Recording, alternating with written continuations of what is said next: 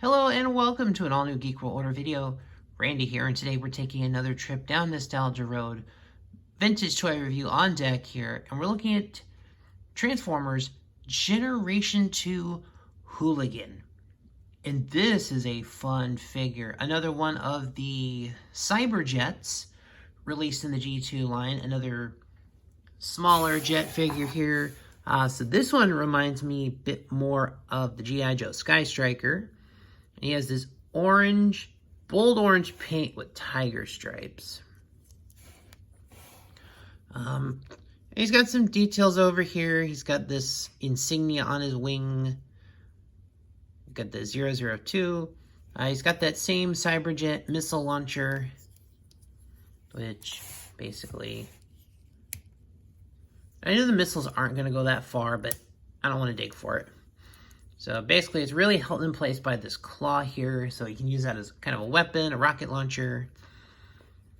Overall, same as the other Cyberjets, a lot of his body parts fold up under him, and he's got the landing gear here as well as on the feet. So this one has some nice details, so you can tell he's a very different jet from Space Case. And also, he has the wings that go out. So he's got that nice kind of F-16 fighter kind of look there. Or you can have him slick back. You know, like now he's in speed mode. And he has the yellow, the translucent yellow cockpit here. So otherwise, great details. This bold red and red and orange paint scheme, very similar of what we saw on the G2 on the Toxitron Jazz figure. I wonder if this is where that paint job went after that figure ended up being scrapped, because very predominantly red and orange. So transformation on this guy, pretty simple. So you can actually untab the legs because these ones haven't broken. Same thing, you're gonna rotate out, you're gonna pull this up, and you can see it's kind of on this double hinge with the legs. This arm, you're gonna swivel this part up and just kind of lock it into place. So once you fold it over, there's kind of a little ridge that'll stop it. Over here, you're just going to take that, pull the whole assembly up and back. And the same thing, you're going to rotate it around, kind of move it into an arm-like position there. And then just literally fold everything down. Double folds on itself. Boom. There is Hooligan. So you can see he might have this, I don't know. Actually, no, they are very different head sculpts. Okay. I had to bring him in to confirm here, but okay, so that's that head sculpt on Space Case, and Hooligan has a head that I feel like there's a lot of design cues of the Cobra Bat in the helmet, especially like in the facial shield visor area there.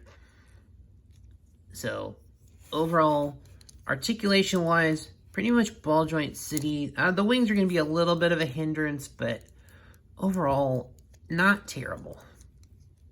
Yeah. Legs, once again, the backpack part is gonna limit your motion. It's kind of a fact of life. You're just gonna have to deal with it. But overall, you can do everything else that a ball joint can really do.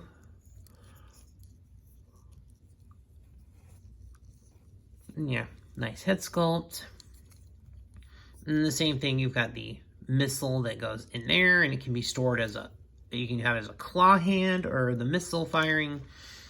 There's also a piece of track right there on his arm, which you can actually use to hold one of these missiles.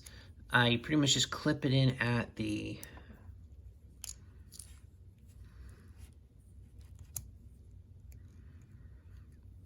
sort of thing. You just kind of slide. Supposed to just kind of slide into place there. So yeah, there you go. There's enough like of a friction bond that it's gonna hold out, but I don't like that storage method. I've always preferred this storage method. But overall, this is a fun character. I like this figure. It's like super posable. The ball joints just give it so much articulation.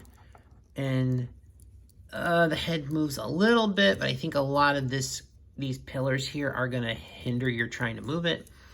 But overall, it works pretty decent. I know he's a little backpack heavy, so not going to stand the best. Now, this one does have a bit of a alternate fan mode, because you can use this one to really recreate the basically the look of Voltron and Robotech. Because this one, you actually can get him into the Veritech, kind of the middle stage mode. So, basically you're going to take the whole front assembly and move it there. Then you're going to bring that back down to where it snaps into place originally. And just let the legs fall into place there. So you can hit the arms. Mine are kind of withered out due to, age. But, because I know... Okay, so it's not the easiest to stand this figure as far as balance is concerned. But I think we're just slightly heavy on the back end. But overall, it can do like the middle mode where like on Robotech, they had the Rick Hunter and his whole crew, they had their Veritech fighters that turned into the full robots, but there was this kind of halfway combat kind of mode that still provided some of the maneuverability of the airplane, but some additional fighting features by having the legs and arms available. So otherwise, this was kind of this fun mode. Like, I think this is one of the first occasions I've heard of like an alt transformation that was a fan thing. Although I think I kind of discovered it by myself, because this figure came out in like 93 or 94-ish, I want to say. But yeah. He turns into that Veritech fighter mid-stage. But yeah, I usually have to put him like that to get him to stand up. So he's taking a bit of a defensive posture, but overall it's fine. But yeah, you can kind of just leave it there, and I'm sure if he had better joints, he might be able to stay up, but I have to go with just enough of an angle that gets it there to keep him staying up. But overall, that'll do it for this, guys. And then, yeah, just that super quick transformation back to robot mode.